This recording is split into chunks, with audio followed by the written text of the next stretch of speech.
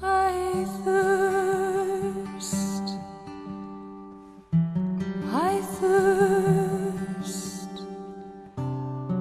I thirst for souls, come to me. I thirst, I thirst, who will help bring them to me? Bring them to my Father, wash them in my blood, bind their wounds of sin by the power of my love. Tell them of my mercy, show to them my heart, pierced and ever broken, with love to impart. I thirst, I thirst, I thirst for souls, come to me. I thirst, I thirst, who will help bring them to me? Many tears are falling, souls have lost their way, tired and discouraged, too broken to pray. Will you be my tenderness? All the world will see. I am always waiting. Please come to me. Come to me, all you who labor and are heavy laden, and I will give you rest. Take my yoke upon you and learn from me, for I am gentle and lowly in heart, and you will find rest for your souls.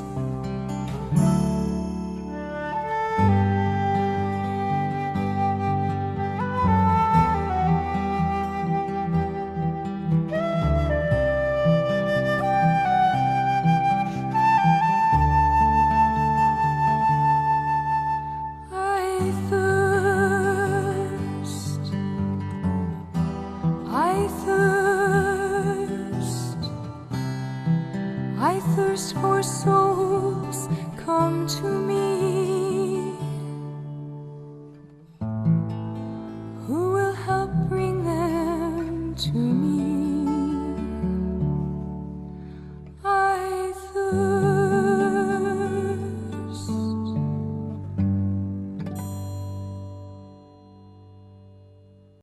Tema kita adalah doa dan kerendahan hati. Jadi ada dua hal, doa dan kerendahan hati. Nah, pertama saya akan berbicara soal doa dulu. Doa itu apa? Doa itu membangun relasi dengan Allah. Sehingga Allah itu bukan karena relasi itu sudah demikian dekat, Allah itu tidak lagi jauh. Maka Yesus mengajarkan Allah adalah Bapa dan kita adalah sahabat. Ini menunjukkan relasi yang dekat antara kita dengan Allah, dengan Yesus sendiri.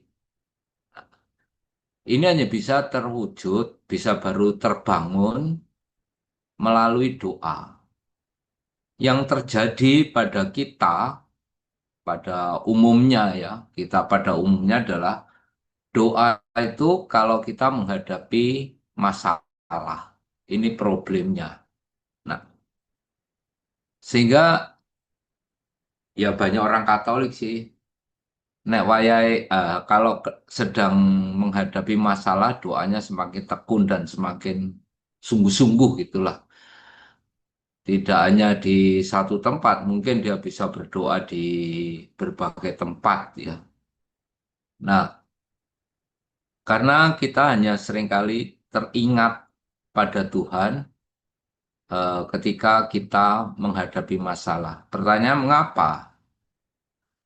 Dengan begitu menunjukkan bahwa Allah itu sangat berkuasa terhadap segala sesuatu yang terjadi di dalam kehidupan kita. Maka ketika kita menghadapi masalah, kita datang memohon bantuannya kepada Allah. Ya baru-baru ini saya nggak tahu apakah ini benar atau apa ya, atau hoax atau apa, ada orang perempuan sih ngakunya gini, saya Kristen Protestan. Kemudian karena saya bermasalah, sedang menghadapi masalah, maka saya doa novena Yudas Tadius dan ternyata dikabulkan. Saya bisa menghadapi masalah saya. Setala iki wong Kristen Protestan doanya novena Yudas Tadius di ruang adorasi kata.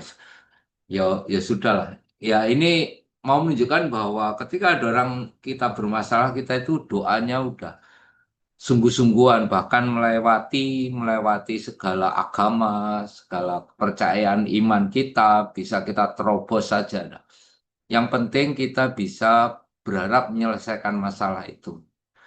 Jadi mengapa kita berdoa ketika ada masalah? Ya, karena kita percaya bahwa hidup kita itu dikuasai oleh Tuhan. Yang kedua, kita sadar bahwa kita itu sangat bergantung kepada Tuhan. Sehingga ketika ada masalah, kita datang kembali kepada Tuhan untuk meminta pertolongannya. Ini menunjukkan bahwa sebetulnya manusia itu sangat bergantung kepada Tuhan. Masalahnya adalah seringkali kita melihat Tuhan itu sebagai pemecah masalah. Pemecah masalah artinya ya saya punya masalah, saya serahkan kepada Tuhan, biar Tuhan yang menyelesaikan masalah saya. Sebetulnya kan ya bukan gitu, itu masalah saya ya. Saya harus menghadapi masalah toh, bukan menyerahkan seolah-olah kok saya mau lepas tangan dan semua masalah ini saya serahkan kepada Tuhan. Nah, ini yang seringkali terjadi bagi saya konsep yang keliru.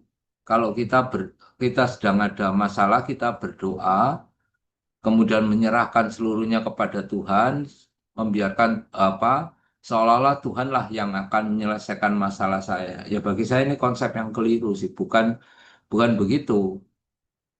Karena jika kita memposisikan Tuhan sebagai pemecah masalah kita, maka kita memposisikan Tuhan itu bukan sebagai yang maha, bukan sebagai tempat kita bergantung, tetapi hamba kita. Kamarnya dulu saya pernah menggambarkan antara sopir dan kernet. Harusnya kita ini kernetnya Tuhan, Tuhan yang menentukan kehidupan kita, bukan kita yang menentukan kehidupan kita dan Tuhan hanya menjadi pendukung pendukung kita seperti kernet yang mendukung sopirnya. Tidak.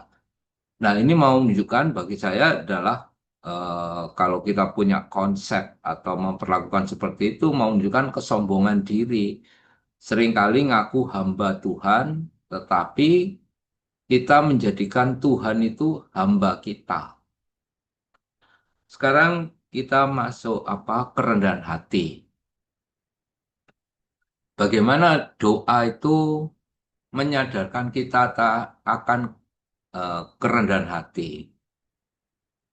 Doa itu membantu kita menyadari akan kelemahan kita. Seringkali kita masuk dalam masalah, kita merasa bahwa eh, kita ini lemah, rentan, kita ini bukan siapa-siapa di hadapan Tuhan. Kalau di Katolik kan ada lagu hanya debulah aku. Ya kita ini hanya debu di di tangan Tuhan. Kita hanya debu artinya kita nggak bukan siapa-siapa dan nggak punya kuasa apa-apa. Nah, ini adalah kesadaran untuk rendah hati di hadapan Tuhan. Sehingga ketika kita berdoa, sedang ada masalah, kita berserah kepada Tuhan. Karena ya kita ini bukan siapa-siapa. Kita tidak mampu melakukan apa-apa tanpa kuasa Tuhan. Doa juga bukan untuk mencari pujian. Kalau dalam Injil, di Injil Lukas, bab 18, ayat 10 sampai 13, Yesus membandingkan ada dua orang yang pergi ke bait Allah.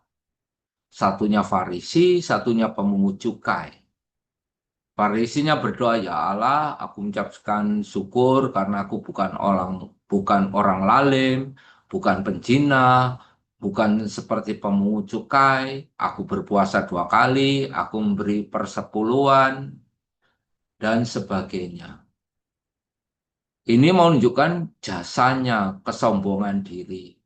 Dan Yesus tidak memuji orang seperti itu, tapi dia memuji pemungut cukai.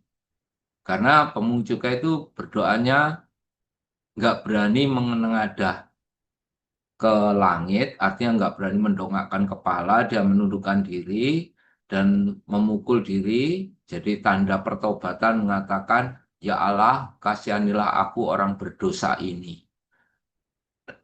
Ini menunjukkan bahwa doa itu membantu kita untuk rendah hati. Karena di dalam doa, Yesus mengajarkan tidak mencari pujian di hadapan Tuhan. Tidak, doa itu bukan untuk sombong-sombongan tentang jasa kita kepada Tuhan atau kepada sesama, tetapi doa itu mohon belas kasih dari Tuhan. Doa itu memaksa kita rendah hati juga eh, karena dengan doa kita sebetulnya tidak memaksa Tuhan untuk mengabulkan permohonan kita. Kita memang sedang membutuhkan pertolongan, tetapi tidak memaksakan kehendak kita ini harus dikabulkan. Nah, banyak orang-orang Katolik itu akhirnya boleh katakan pindah agama atau meninggalkan imannya karena merasa doa-doanya nggak dikabulkan oleh Tuhan. Nah, kalau udah seperti ini kan kembali lagi saya katakan bahwa kita memposisikan diri sebagai tuan di hadapan Tuhan. Sehingga kalau hambanya Tuhan itu tidak nuruti apa yang saya katakan, saya marah. Padahal ngakunya kita ini adalah hamba dari Tuhan. Yang keempat, doa itu kita bergantung pada belas kasih Allah. Jadi apapun yang diberikan Allah, kita terima. Karena kita bergantung. Bergantung kepada Allah yang Maha Kuasa, sehingga kita hanya berharap belas kasih Allah. Apapun yang diberikan Allah, kita terima. Nah, sikap bergantung ini hanya bisa dimiliki oleh orang-orang yang rendah hati, yang mau memposisikan dirinya sebagai hamba. Dan yang terakhir, doa itu membuat kita bersyukur kepada Allah atas segala sesuatu yang kita terima. Meskipun mungkin yang kita terima dari Allah itu tidak sesuai dengan harapan kita. Misalnya kita minta hujan, ternyata dikasih panas, kita minta panas, ternyata dikasih hujan. Tetapi ya itu disyukuri saja. Orang yang bisa bersyukur itu hanya orang-orang rendah hati. Maka kalau seorang pendoa mengaku diri sebagai pendoa, dia tidak rendah hati, dia bukan seorang pendoa. Mungkin Anda setiap hari doa rosario, meditasi dan sebagainya, tapi ini bisa dilihat apakah Anda seorang pendoa atau bukan pendoa, bisa dilihat dari sikap hidup Anda, apakah Anda orang rendah hati atau tidak. Jangan-jangan doa itu menjadi sebuah ritus atau kewajiban saja, bukan sebagai pelatihan diri kita untuk memposisikan diri kita sebagai hamba. Sekarang, apa kerendahan hati menurut Ibu Teresa ya? Saya melihatnya, saya baru menemukan 6. Nanti Anda bisa nambah sendiri kerendahan hati menurut Ibu Teresa. Ibu Teresa itu melihat, karena sikap rendah hatinya, melihat masalah itu menjadi karunia atau berkat. Jadi masalah tidak dilihat sebagai masalah, tetapi sebagai berkat. Contohnya gini, suatu hari katanya dalam perjalanan ke Kanada, Ibu Teresa itu nunggu seseorang. Ternyata keretanya telat 4 jam. Terus jambatan, ya kita mendapat berkat untuk di sini lebih lama selama 4 jam sambil menunggu kereta. Padahal ya kereta telat itu masalah. Tetapi ini dijadikan berkat. Artinya bisa melihat hal-hal positif meskipun itu problem. Bagi kita masalah. Lah, misalnya kalau Anda saja, kita semua mau naik kereta, keretanya telat 4 jam, kita udah jengkel. Tapi Ibu Teresa melihat, mengatakan ini bukan masalah, tapi ini karunia. Karena bisa lebih lama di stasiun itu selama 4 jam. Nah, ini karena Ibu Teresa adalah seorang pendoa. Ini salah satu kerendahan hati. Yang kedua, Ibu Teresa mengajarkan untuk bukti wujud kerendahan hati itu adalah menerima apabila dilupakan, diabaikan, dibenci. Ya karena kita ini seringkali kan ingin dihargai, ingin menonjol, ingin diingat, ingin dicintai, tetapi hal itu mungkin bisa tidak terwujud. Nah, kalau dengan sikap rendah hatinya Ibu Teresa, bahwa kita harus siap untuk dilupakan, diabaikan, dibenci, ya memberi, kemudian dilupakan, apa berbuat sesuatu dilupakan. Ini kita seringkali sakit hati kalau sampai sampai mengalami hal ini. Tetapi bagi Ibu Teresa itu adalah salah satu sikap rendah hati, harus berani untuk itu. Kemudian yang ketiga, tidak menuntut untuk dihargai atau diutamakan. Eh, Kecenderungan manusia itu ingin dihargai, diutamakan.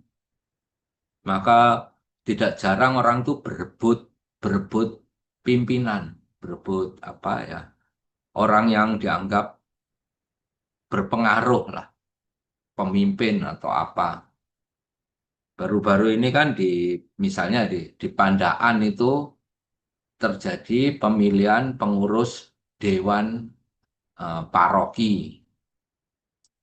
Ya ada orang berebut ingin jadi ketua itu ada.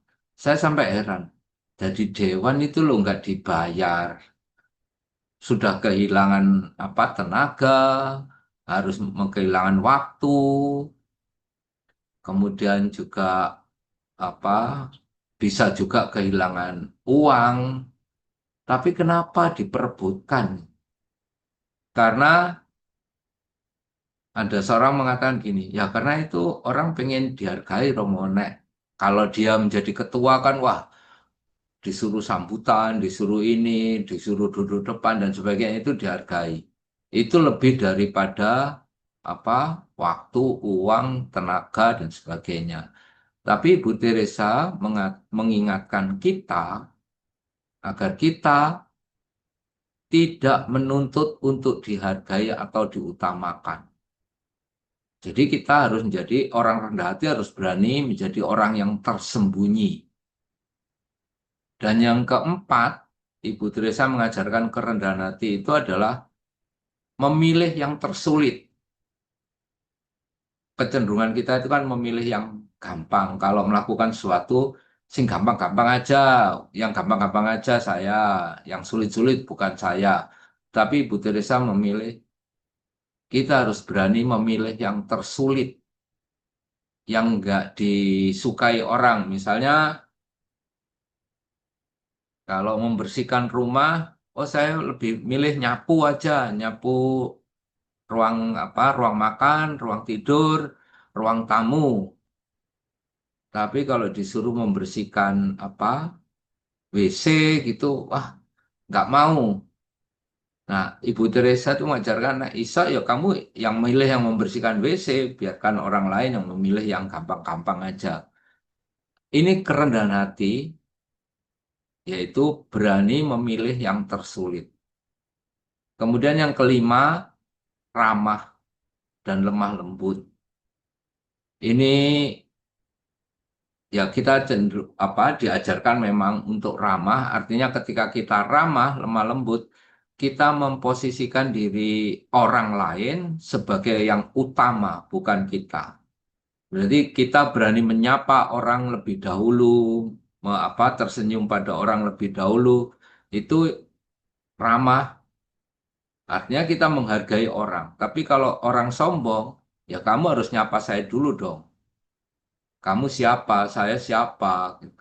Nah, Ibu Teresa mengajarkan enggak. Kalau kamu mau rendah hati, kamu harus berani lemah lembut dan ramah.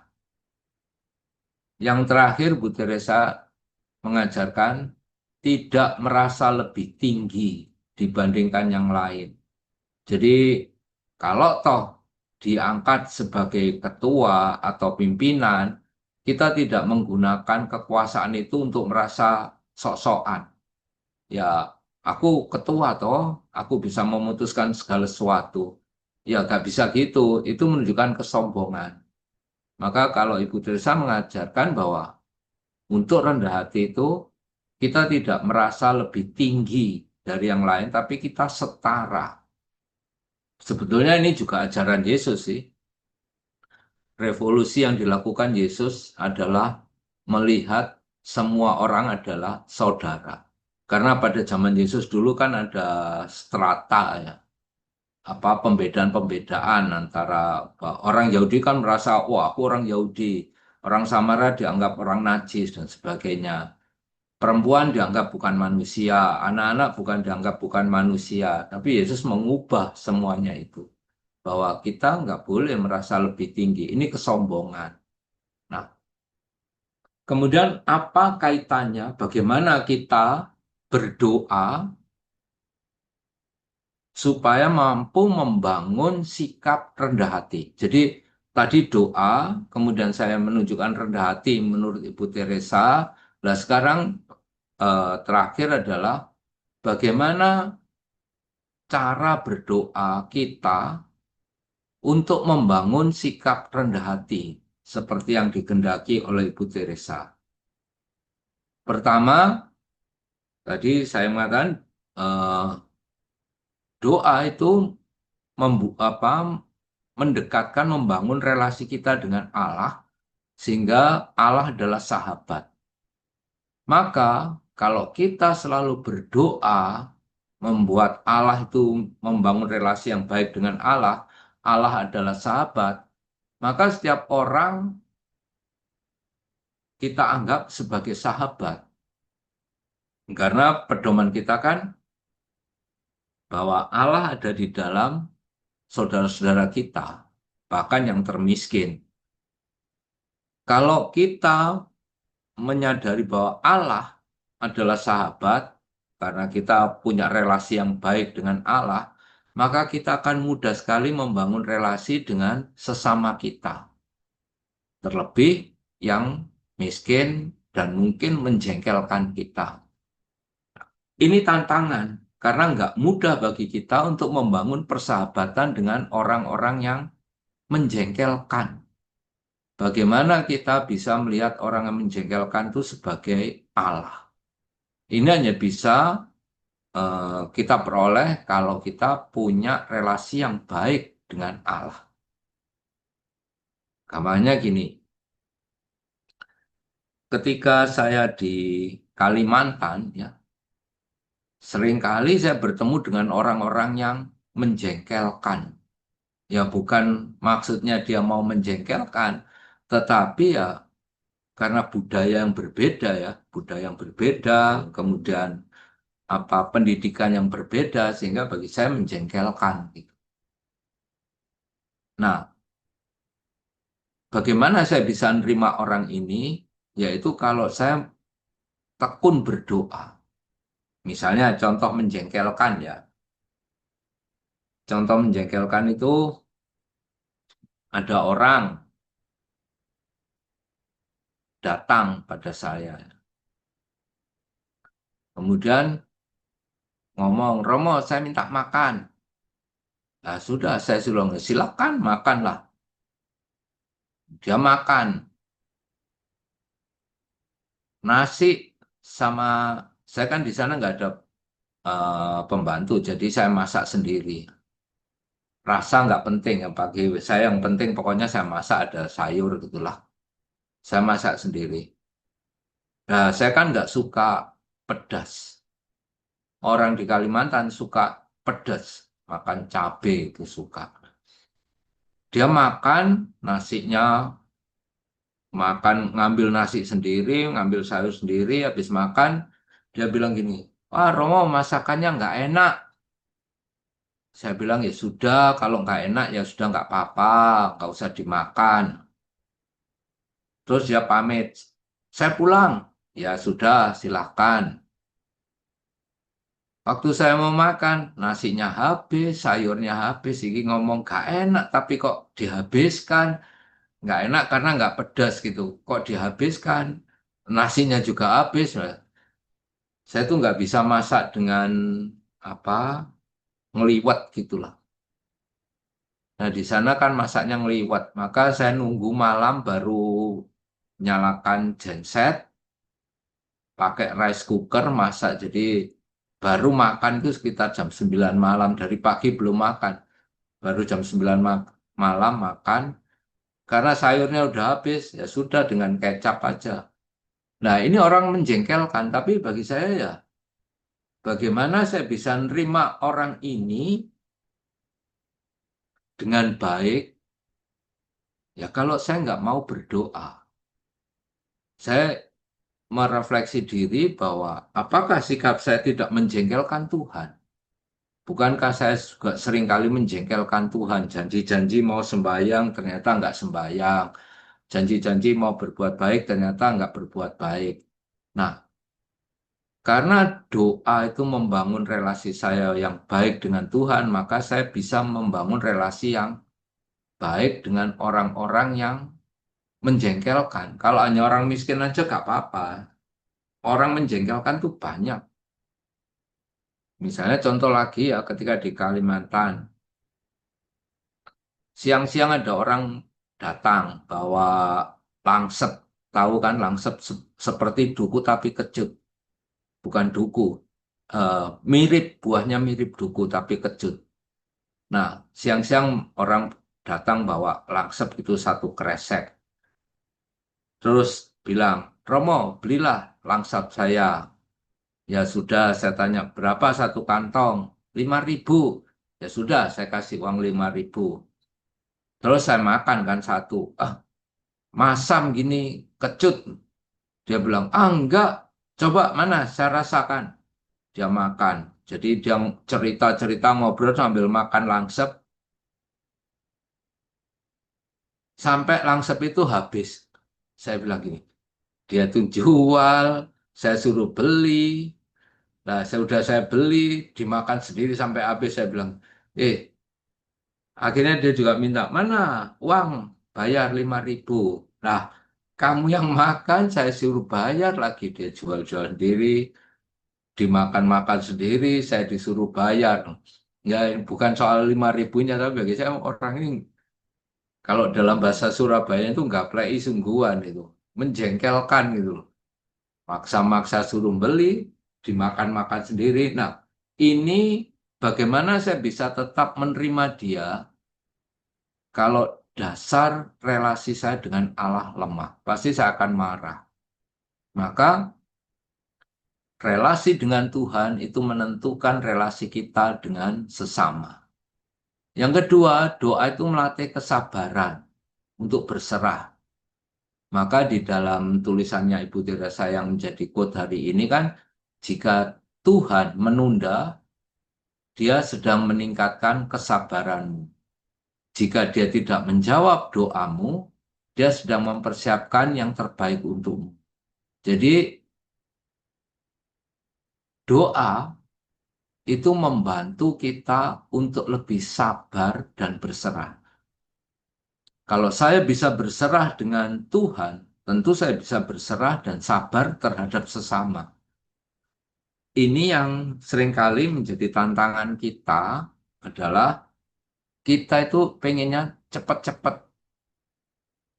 Saya seringkali mengkritik orang-orang doa novena. Ya. Doa novena itu 9 kali. Seolah-olah kalau sudah 9 kali ya harus diwujudkan, harus terrealisasi. Ya suka-suka Tuhan, atau memberi atau mengabulkan atau tidak itu kan suka-suka Tuhan, bukan bukan keinginanku. Seperti Bunda Maria kan, terjadilah padaku menurut kehendakmu, bukan kehendakku. Sehingga ketika kita dilatih sabar di dalam doa, maka kita pun secara perlahan akan berlatih sabar terhadap sesama kita. Memang tidak mudah sih sabar. Ya, tapi itu perlu dilatih.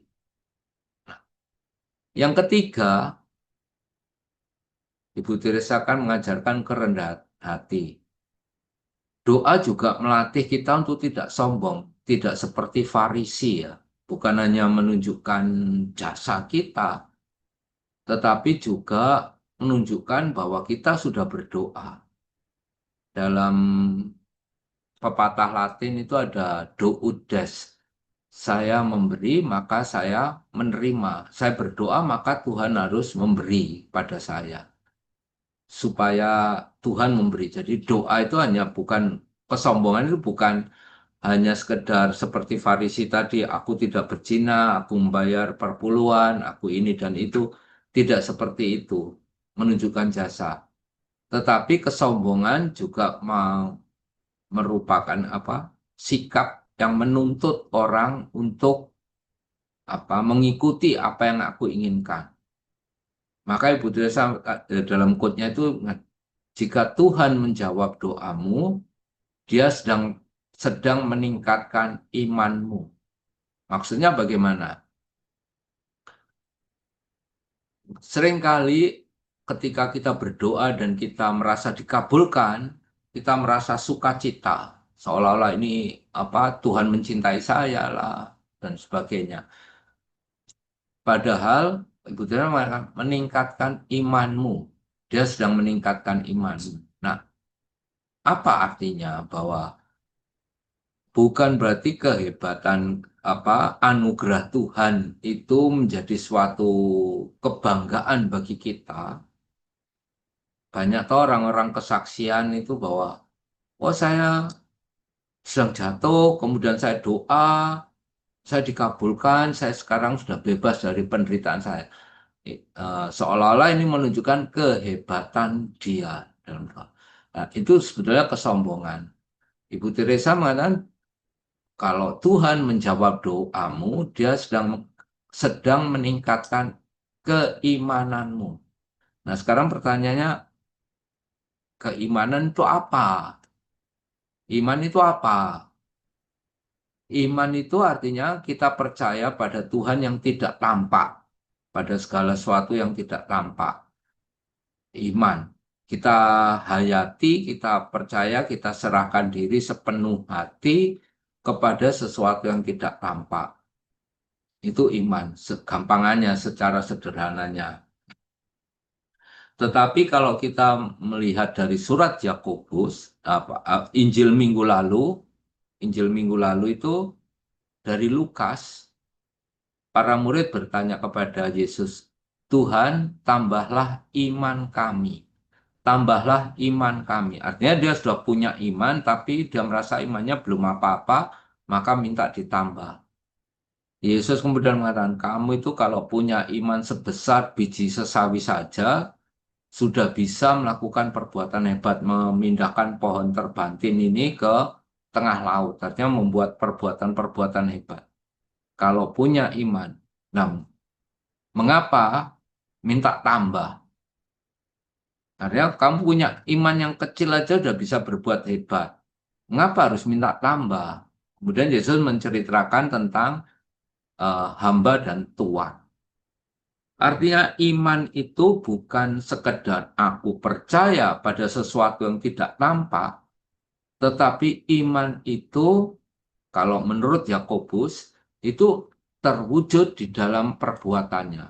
Saya bacakan ya dari Yakobus bab 2 ayat 15-18. Jika seorang saudara atau saudari tidak mempunyai pakaian dan kekurangan makan sehari-hari, dan seorang di antara kamu berkata, "Selamat jalan, kenakanlah kain panas dan makanlah sampai kenyang." Tetapi ia tidak memberikan kepadanya apa yang diperlukan bagi tubuhnya, apakah gunanya itu? Demikian juga halnya dengan iman. Jika iman tidak disertai perbuatan, maka iman itu pada hakikatnya adalah mati. Tetapi mungkin ada orang berkata, padamu ada iman dan padaku ada perbuatan. Aku akan menjawab dia, tunjukkanlah kepadaku imanmu tanpa perbuatan. Dan aku akan menunjukkan kepadamu imanku dari perbuatan-perbuatanku. Nah, ini maksudnya gimana? Gampangannya gini ya, doa makan, gampangannya ya. Ini mungkin yang kalau Yakobus hidup zaman ini ya dikritik sih. Doa makan. Hampir di semua tempat, baik di, ya saya di tempat-tempat yang berbeda-beda ya, hampir di semua tempat, kalau orang doa makan, itu biasanya gini, Tuhan kami bersyukur atas makanan bahwa kami mohon berkat untuk keluarga ini dan sebagainya. Nah, nyaris untuk menjadi penutup itu ya, Tuhan kami ingat juga saudara-saudara kami yang belum makan seperti kami. Semoga Engkau memberkati mereka. Kelihatannya bagus sih, tapi coba dipikir bahwa saya bersyukur atas makanan yang saya terima, tapi saya masih meminta Tuhan. Saya menerima berkat dari Tuhan, tetapi saya masih meminta Tuhan untuk memberkati orang lain. Nah, pertanyaannya, mengapa saya tidak menjadi berkat bagi orang lain? Mengapa saya masih menuntut Tuhan untuk memberkati orang yang miskin dan lapar? Kenapa saya tidak menuntut diri saya yang mensyukuri bahwa saya sudah mendapat berkat untuk menjadi berkat bagi orang lain? Maka Ibu Teresa mengatakan, jika Tuhan menjawab doamu, Dia sedang meningkatkan keimanan. Artinya, ketika kita berdoa dan kita mendapat berkat dari Tuhan, menyadari bahwa kita mendapat berkat dari Tuhan, kalau referensinya tadi Yakobus, maka beranikah kita menjadi berkat bagi sesama? Karena iman bukannya sekedar percaya sepenuh hati pada sesuatu yang tidak tampak, yaitu surga, Tuhan, malaikat, dan sebagainya, tetapi iman itu dapat ditunjukkan dari perbuatan-perbuatanku. Menurut Yakobus ya.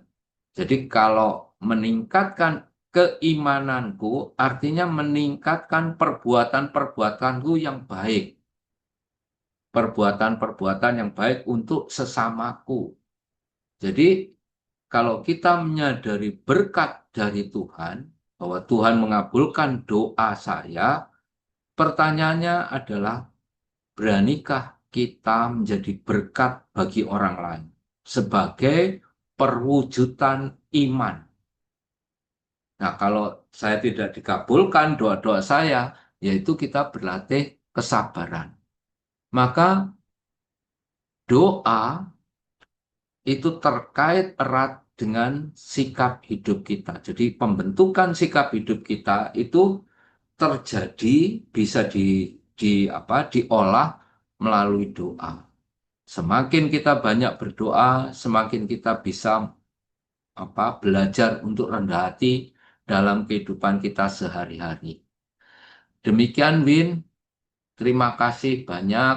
Silakan yang mau sharing ya silakan. Ya Romo, terima kasih ya Romo. Ya, saya tertawa mendengar cerita Romo, teman-teman yang di Kalimantan menjengkelkan ya Romo. Kalau di Jawa ini yang menjengkelkan itu gini Romo. Saya naik mobil, itu ada putar balik, tapi ngawe-ngawenya di sebelah kanan saya Romo. Jadi istilahnya saya harus melihat sendiri yang sana itu ada mobil atau enggak, tapi malah menghalangi. Jadi itu yang saya jengkel Romo. Jadi Orang jengkel ada di mana-mana. ya itu makanya Romo. Jadi saya teringat itu ya. Jadi ya ternyata saya masih belum sabar berarti Romo. Belum apa namanya, belum rendah hati ya, mungkin ya Romo. Karena ya mestinya dia apa ya. Tapi saya merasa itu kayak gak ono gunane gitu loh Romo. Ya kayak Romo tadi, wis suruh bayar tapi dipangan dewe gitu. Jadi saya suruh bayar tapi saya masih harus melihat eh, yang sisi kiri itu ada mobil apa enggak gitu. Dan dia di sebelah kanan saya hanya untuk terima duit gitu Romo. Ya itu, ya terima kasih. Berarti apa namanya? Masih kurang sabar saya Romo karena saya masih sering jengkel ya hampir tiap hari kalau putar balik itu kayak begitu gitu. Tapi kan ada yang putar balik memang dia nyetop dari sisi sebelah Nah, kanan ada mobil lewat. Nah itu saya senang gitu. Tapi kalau yang hanya satu arah, nah itu ya bagi saya menjengkelkan. Terima kasih mengingatkan saya juga Romo. ya, makasih, Win. Oke, oke silahkan siapa yang mau sharing atau bertanya pada Romo. Ya cukup cukup dalam mestinya apa yang Romo berikan pada malam hari ini ya. Oke, silahkan. Saya lihat ini Bu Margo sudah siap ini ya. Sama Silahkan Bu kamu Margo. Min, aku geli. Lain kali kalau jualan dek Romo, terus kita makan, tapi suruh bayar. Hmm, Ya, Memang Romo untuk belajar sabar sama itu kan bentuk dari rendah hati ya. Itu selalu melalui ujian-ujian yang kadang-kadang kita tidak sadar gitu. Tidak sadar bahwa itu adalah untuk menambah iman kita itu. Wes ngamuk etok sing nyepak. Hmm. Apalagi kayak Winardi tadi. Orang ngalang, bukan bantu tapi tambah ngalangi. Tapi ya kasihan juga gitu loh. iya, Kadang-kadang orang yang kayak gitu kan kurus-kurus, Win. Kurus-kurus, kumal gitu ya. Nggak dikasih ya, nggak mentolo gitu. tapi Ya, jengkel no. belajar terus, Romo. Rendah hati. Iya, iya, Bu. Oke, ada yang mau bertanya lagi silahkan. Kalau Bu Margo mau sharing monggo loh Bu Margo. Ya itu tadi mengenai pemimpin. Di dalam komunitas yang kita layani itu Romo, itu ada centengnya. Centengnya itu perempuan. Jadi Wih, kalau mau memberi sesuatu, ya kita anggap aja seperti itu. Tapi ya kita percaya karena dia yang menguasai, tahu satu persatu dari itu masing-masing rumah tangga itu. Jadi kan kita ngangkat dua orang untuk yang sebagai penghubung gitu. Nah, mereka kadang-kadang kalau kita datang kan mereka masih mulung atau bagaimana gitu ya. Tetapi kalau ada seseorang yang akan nyumbang, ada yang cucunya ulang tahun atau apa gitu, itu seakan-akan dia sepertinya itu eh, penguasa. body language-nya itu harus lewat dia gitu loh. Dia Hmm. yang kuasa gitu. Jadi tapi kan kita nggak bisa juga komunikasi kasar dengan dia ya. Jadi ya kadang-kadang gegernya aja taklus di belakangnya. Bahwa Yang ngasih itu ya serelanya yang ngasih, sudah jangan nggak usah nuntut. Yang belum ada anaknya nggak dikasih ya jangan dikasih. Tapi WA, waduh, saya benar tersinggung Bu. Saya merasa tidak dihargai. Waduh, selangit Romo isinya tapi ya itulah dalam artian dia dalam tingkat yang seperti itu minta penghargaannya lebih. Nah, sekarang saya kan tambah sering muter. Wah, itu omongannya dari rumah ke rumah itu, Bu, itu sumbangannya yang didus-dus nggak sampai ke kami loh, Bu. Ini, gitu. Dan ini kalau ngomong bisik-bisik, bener loh, Bu. Jangan sampai denger loh ya, Bu. Kadang-kadang yang bagus-bagus dipanggilkan Batak itu, Bu, dijual gitu. Yang jelek baru dibagi ke kita. Lah, kalau soal kayak begitu itu kan kita tidak bisa mendengar satu pihak ya Romo. Iya, Jadi ya terus saya ngambil kesimpulan kalau ada sumbangan, saya bawa. Saya yang satu ke koordinator yang laki itu saya suruh ngangkat, saya bawa ke rumah-rumah. Saya suruh milih, misalnya dibawa muter lagi gitu. Loh, suaranya kok hilang Bu Marco? Tambah lebih ini ya, mereka lebih seneng gitu dan kepake gitu. Bu Margot Suaranya hilang, suara- Bu Marco. Suaranya hilang Bu Marco. Kok bisa ya? Bu mute mute. Enggak ya? Enggak gitu. Enggak nge-mute. Coba Bu Marco ngomong lagi. Belum Suaranya keluar. hilang, Bu. Nah, ini salah satu yang menjengkelkan itu berarti. Lagi enak ngomong hilang suaranya. Loh, Bisa kok iso hilang. ya? Rasa Masih hilang Bu berkuasa. Marco. Nah, keluar lagi sudah ya? Akbar sekarang. Ya Nggak silakan. usah deh. Nanti sama Romo tak japri aja Romo. Ya, Itu oke. keluar lagi.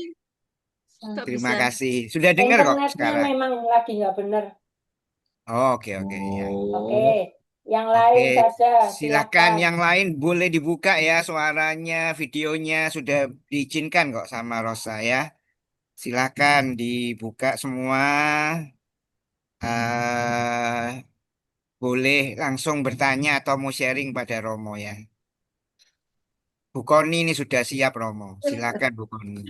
Mesti ini aku terus. Malam Romo, malam, selamat Bu. malam semua. Yang ingin saya tanyakan itu Romo, kalau berdoa terima kasih atas berkat makanan ini dan kami mendoakan mereka yang belum mendapat rezeki seperti yang kami akan nikmati ini. Terus itu bagaimana Romo? Ya, Kita harusnya paling kan enggak memang hanya mendoakan tapi perbuatannya belum. nah, kita kan diberi berkat sama Tuhan, ya toh? Iya, Berupa iya. makanan yang enak. Seharusnya ketika kita menyadari berkat ini, itu Ibu Teresa mengatakan, "Oh, untuk menambah keimananku." Nah, kalau iman bukan hanya sekedar tadi saya katakan bukan hanya sekedar percaya pada yang tidak kelihatan, iman itu juga terwujud dari perbuatan. Perbuatan. Nah, kalau menambah perbuatanku, pertanyaan perbuatan apa yang sudah dilakukan? Karena ukuran iman itu kan dilihat dari perbuatan. Iya. Nah, sekarang kalau kita hanya Tuhan doakan mereka. Lah terus kamu berbuat apa? Ya berbuat kan pada waktu itu kami ada di tempat itu Romo. Nah, Yang sedang menikmati bukankah makan. bukankah kita bisa menyisihkan makanan kita untuk kita bagikan setelah pulang? Kan bisa saja toh.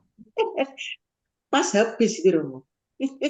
Tapi kan Ya, kita bisa melakukan itu next gitu tuh Romo. Ada. nah, Ada bisa saja sebelumnya. kita mengatakan gini, misalnya kita ngambil satu piring, ya toh, Ya. kita berpuasa, kita sisihkan yang setengah piring untuk orang-orang yang kita anggap miskin. Ya, siapa? Dan nanti kalau kita keluar dari rumah tempat makan itu, ketemu tukang becak, ketemu tukang parkir, ketemu apa, Pak Ogah. yang menjengkelkan Winardi tadi ya bisa kita berikan toh. Artinya bahwa kita meningkatkan iman, artinya kita harus praktis dalam perbuatan itu. Artinya bahwa kita jangan hanya bersyukur atas berkat yang kita terima, tetapi kita juga harus menjadi berkat bagi orang lain. Nah, seringkali kita hanya terjebak untuk bersyukur atas berkat yang saya terima. Tapi pertanyaannya, sudahkah aku menjadi berkat bagi sesamaku? Nah, meningkatkan iman itu meningkatkan kita menjadi berkat bagi sesama. Jadi bagi Ibu Teresa itu eh, berkat kita itu nggak bisa hanya untuk diri sendiri gitu loh. Harus mengalir untuk sesama juga. Jadi bukan hanya kita yang bersuka cita karena terima berkat, tapi kita juga harus menjadi berkat bagi sesama sehingga sesama juga bisa sukacita melihat berkat. Maka di Injil Matius dikatakan, hendaklah kamu berbuat baik supaya dilihat orang dan mereka memuji Bapamu. Jadi ini bukan soal sombong-sombongan, tapi supaya kita bisa membawa orang kepada Tuhan. Gitu. Ya, caranya gampang ya, nyisikan makanan. Misalnya makannya siomay, ngambil siomay 5, yang 3 kita simpan. Bukan untuk diri kita, tapi kita simpan, nanti kita bagikan pada orang miskin. Ya enggak harus seperti itu. Maka Yesus kan mengajarkan, kalau kamu pesta, undangan orang-orang yang nggak bisa mengundangmu pesta. Orang buta, orang Tidak bisa cacat, orang membalasmu. lumpuh, gitu kan. Kira-kira gitu, Bu. Iya, tapi Ya, lah kalau misalnya yang dimakan itu B2 Romo, diberikan mereka kan nggak cocok. Doanya Ya, Malah ganti kira kita kurang ya lagi yang toh. lain berarti ya, nggak Yang harus lain toh. makanan. doanya Hmm. diganti. Topong. Doanya diganti kan ya mau jangan jangan pakai doanya jangan dikasih embel-embel itu. Iya, ya paling nggak sudah mendoakan itu kan bagus mestinya. Tapi menurut Romo kurang bagus karena harus berbuat. membawa. Kita Kan itu nggak pada cukup waktu lain mendoakan. hari toh Romo, Hah? nggak pada waktu ada sisa makanan di situ.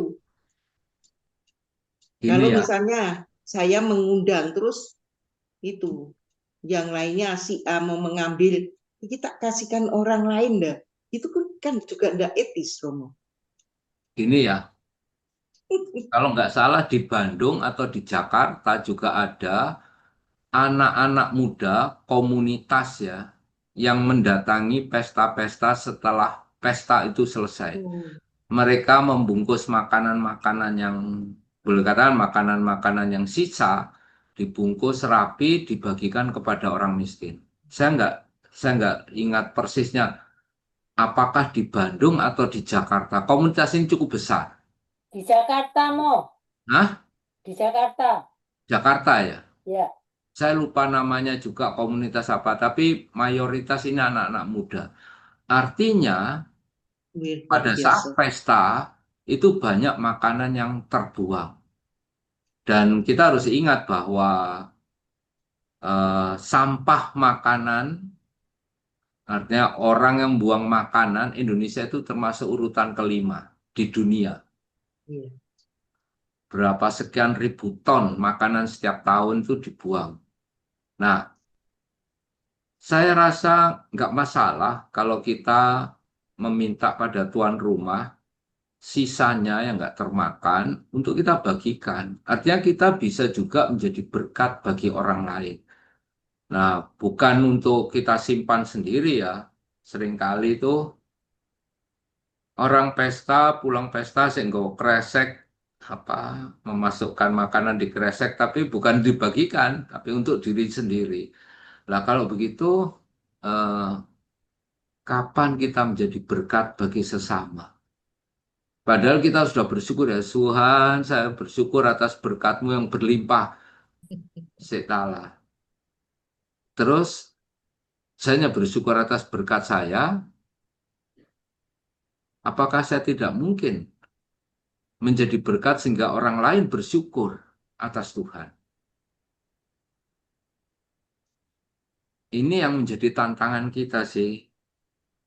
Eh, Banyak orang bangga bahwa doanya dikabulkan. Tetapi setelah itu apa yang dilakukan? Kalau saya bersyukur karena menerima berkat dari Tuhan, maka saya juga harus menjadi berkat bagi sesama. Semakin besar berkat yang saya sadari dari Tuhan, semakin besar pula saya harus menjadi berkat bagi sesama saya. Saya rasa itu timbal balik bahwa iman menambah keimanan menurut Ibu Teresa itu jadi menambah kita untuk bukan hanya sekedar percaya bahwa Tuhan itu ada dan baik, tapi juga menambah keimanan itu menambah kita untuk menjadi orang baik bagi sesama kita. Saya saya nggak paham, saya belum membaca konteks yang diberikan Bu Sinta ini kan. Konteksnya Ibu Teresa kok sampai ngomong gitu, itu pasti kan di atasnya atau di bawahnya pasti ada penjelasannya. Saya belum membaca konteksnya itu. Jadi saya berpikir mungkin Ibu Teresa mengikuti Yakobus tadi, surat Yakobus. Ya, kalau salah ya maaf saja karena saya memang belum membaca konteks yang di tema yang diberikan Ibu Bu Sinta tadi soal menambah keimanan itu maksudnya apa? Saya hanya meraba-raba saja, perkiraan saya di situ sih. Bukan hanya menjadi lebih percaya kepada Tuhan, tetapi juga lebih mampu berbuat baik bagi sesama. Karena kata Yakobus, tunjukkan imanmu tanpa perbuatan. Aku akan menunjukkan imanku dari perbuatanku. Begitu, silakan. Ya, Bu Koni, Terima saya kasih kira Romo. saya setuju ya dengan Romo Gani ya, meskipun Romo tadi belum baca konteks, tapi itu hal yang sederhana yang belum kita sadari ya, tapi malam ini kayak dibuka gitu ya sama Romo. Terima Tuh. kasih Romo Gani ya. Oke, ini siapa lagi yang mau tanya? Monggo yang lain loh, ada Surabaya, ada Mika ini Ya, mau. Amel mau nanya. Oh, Amel, monggo Mel. Aku mau nanya, gimana kalau orang yang lebih gampang marah? Apakah itu imannya juga kurang? Kurang rendah hati. Videonya Mel supaya bisa saya pin Mel. Hmm, Amel. Ya. Amel, mau Lagi. Diam. Amel lagi. Amel lagi.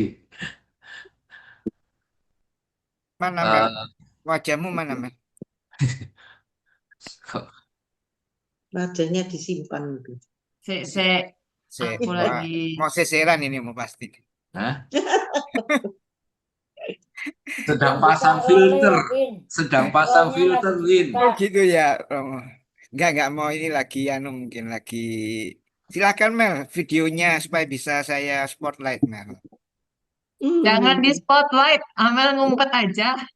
Ya sudah silakan silakan. Romonya aja udah Amel lagi.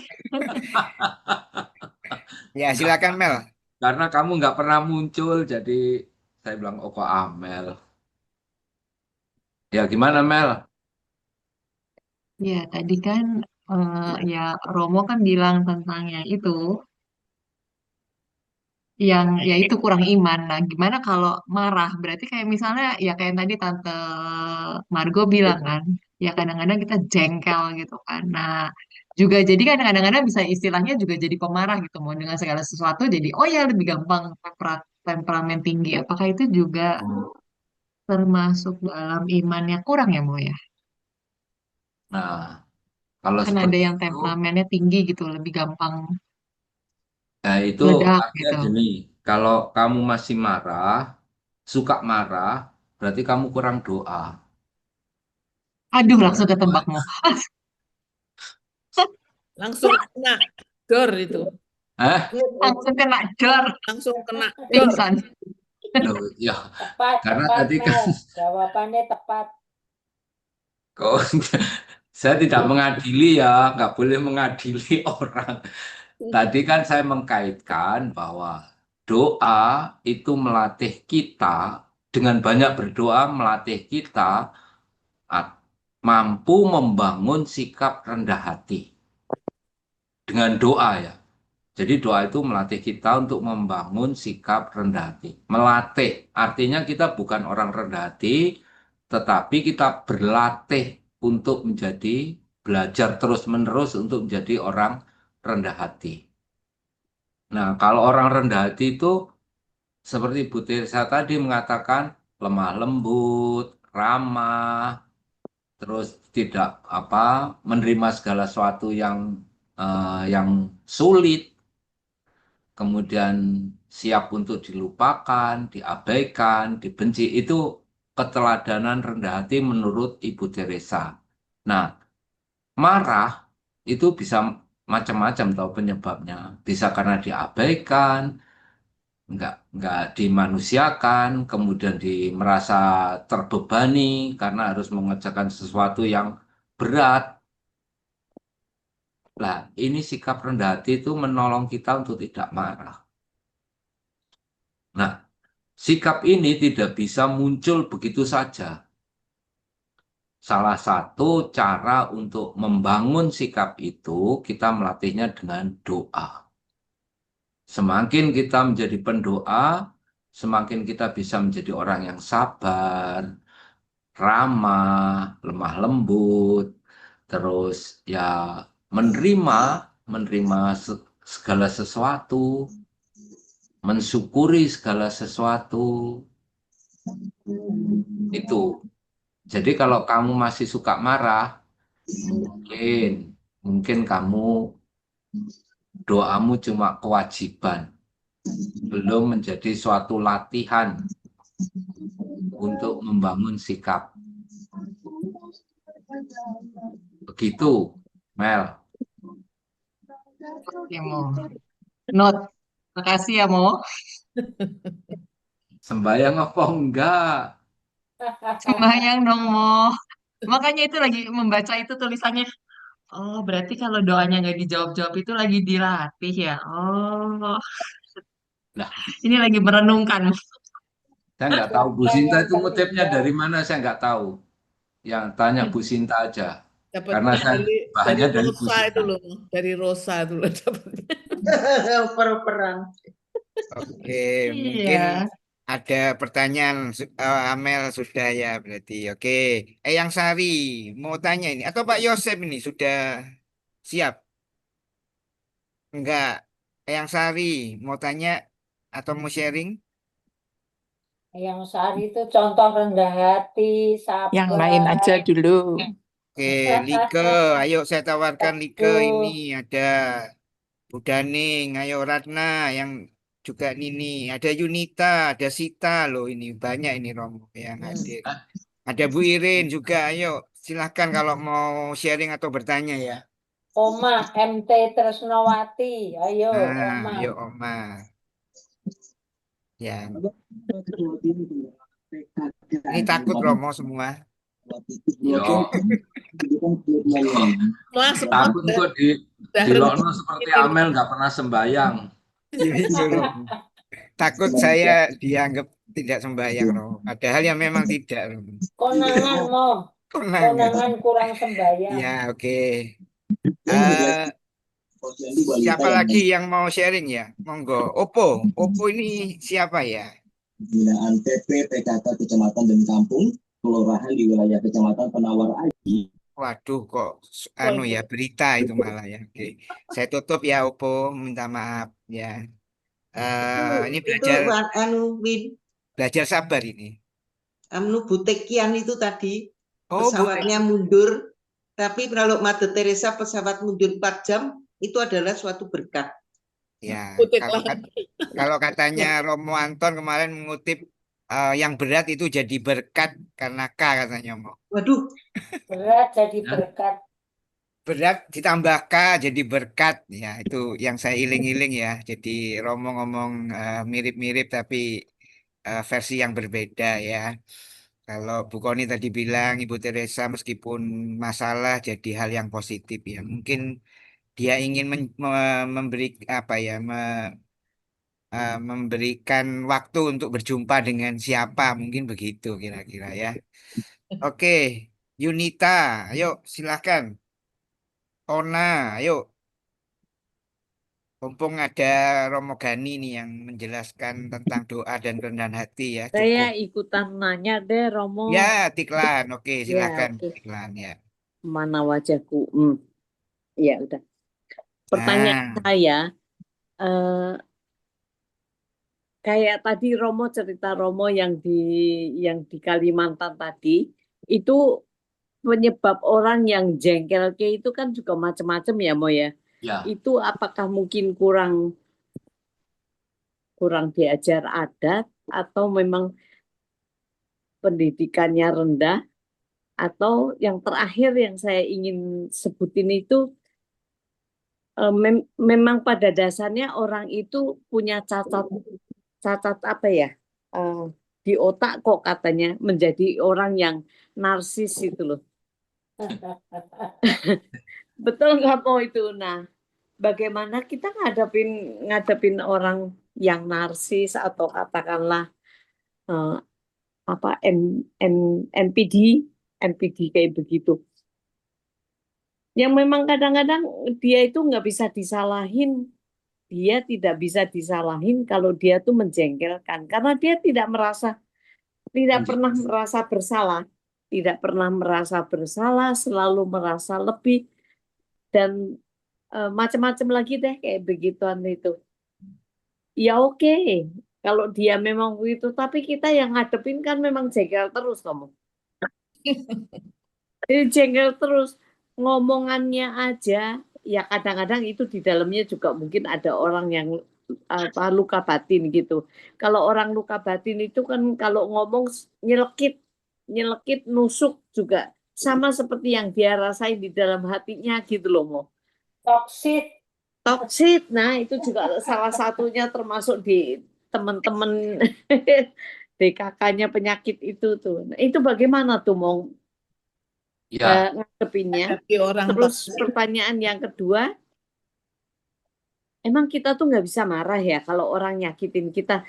Padahal mungkin juga saya sendiri juga punya bakat itu, tapi saya meredam dengan apa ya? Ya mungkin karena sering ikut kayak beginian itu, oh ya udah sabar, jangan marah, gitulah. Tapi kan jengkel kan jalan terus, Mo. Jengkel jalan terus. jengkel, jengkel itu nanti menjadi apa? Membusuk di hati. Ya, Jadi ya nanti kita sendiri yang sakit. Orangnya udah sembuh, kita yang jadi sakit. Karena kejengkelannya sudah membusuk di hati. Nah, bagi saya itu gini, kita memang harus berlatih kesabaran. Berlatih kesabaran artinya siap menerima siapapun orang dengan sabar. Artinya seperti Bu Teresa tadi melihat masalah menjadi berkat. Artinya mampukah kita melihat masalah orang ini menjadi sesuatu yang positif?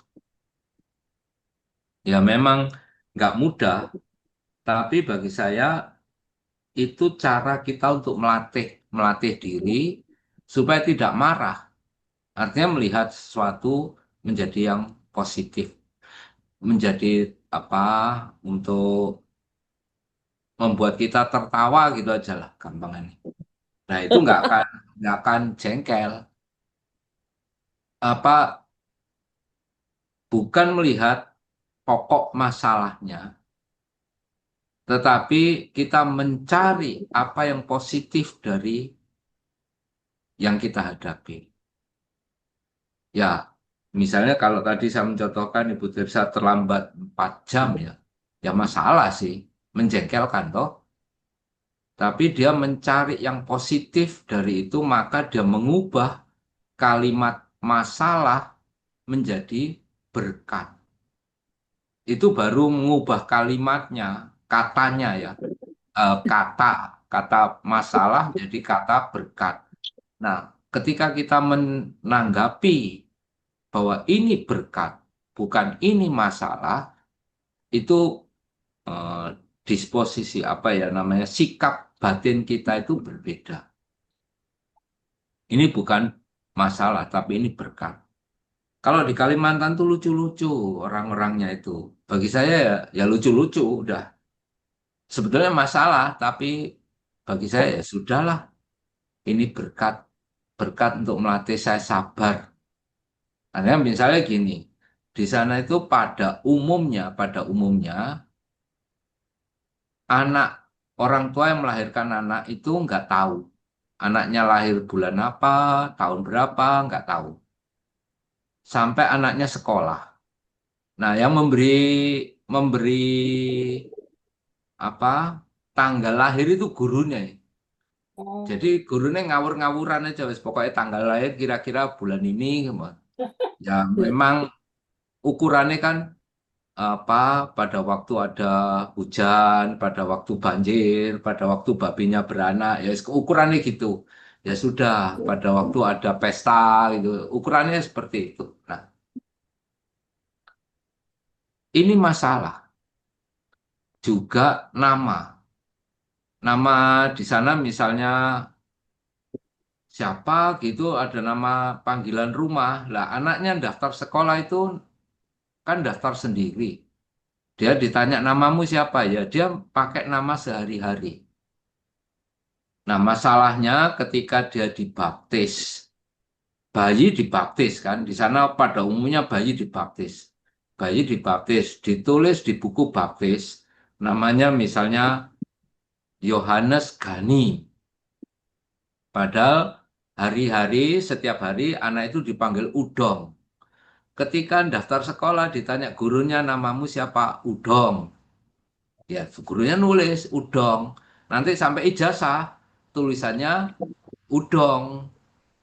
Nah, padahal di surat baptisnya namanya Yohanes Gani karena bapaknya pada waktu itu ditanya nama anaknya siapa? Yohanes Gani. Ya sudah. Jadi nama di buku baptis seringkali beda dengan nama di ijazah. Demikian pula kelahiran. Misalnya lahir, ada anak sama bapaknya selisihnya 10 tahun. Gak masuk akal tuh saya ini. Sebentar, bapakmu lahir tahun 76. Mosok kamu lahir tahun 86? Yang bener aja gitu. Loh iya, ini di ijazah saya di apa di desa dan sebagainya. Minta surat baptis, saya nyari tahun 86 ya gak ketemu. Wong dia lahirnya tahun 90 berapa, 97 atau 98 gitu. Ini kan menjengkelkan toh, ngeyelnya setengah mati, ngamuk karena katanya administrasi gereja nggak lengkap, padahal ini Dewi sing salah gitu. Ya, karena yang ngasih ngasih saya bilang, bapakmu itu lahir tahun 76, mosok kamu lahir tahun 86, mosok 10 tahun bapakmu punya anak kamu kan ya nggak mungkin toh. Tapi ya, gereja salah. Ya sudahlah, sabar, sabar, sabar. Tapi bagi saya ini nggak masalah ya sudah saya tertawakan aja. Sing tak adepi ini orang eh, kurang berpendidikan sehingga ya, ya sudah dimaklumi. Jadi ini bagi saya berkatnya di mana? Saya berlatih kesabaran. Menghadapi orang-orang macam itu berlatih kesabaran. Misalnya suatu siang ada orang bapak-bapak datang masuk pastoran, cerita ini itu. Terus dia tanya, Romo, istri saya di mana? Lah, saya bilang, lah kamu datang sendirian kok. Sekarang tanya istrimu di mana? Tidak, Romo itu istri saya disembunyikan di mana? Loh kamu tadi datang sendirian. Mau marah-marah setelah itu, coba kamu tanya anak-anak, kan ada anak selama. Kamu tadi datang sendirian atau dengan istrimu? Terus di anak-anak bilang, paman tadi datang sendirian. Hah? Datang sendirian? Ternyata istrinya tertinggal di bukit. Jadi dia itu naik motor, Motor itu nanjak ke bukit kan jalannya becek. Istrinya disuruh turun, dorong motornya. Ternyata setelah sampai turun bukit, istrinya ditinggal, dia lupa langsung terus saja ke pastoran. Sampai di pastoran marah-marah nyari istrinya, dikira saya menyembunyikan istrinya. Kurang ajar. Ini mau marah gimana? Sabar, sabar. Ya, bagi saya itu berkat sih. Ya, siang-siang daripada nggak lihat stand up komedi kan lihat orang itu jadi lucu. Ya, berkat.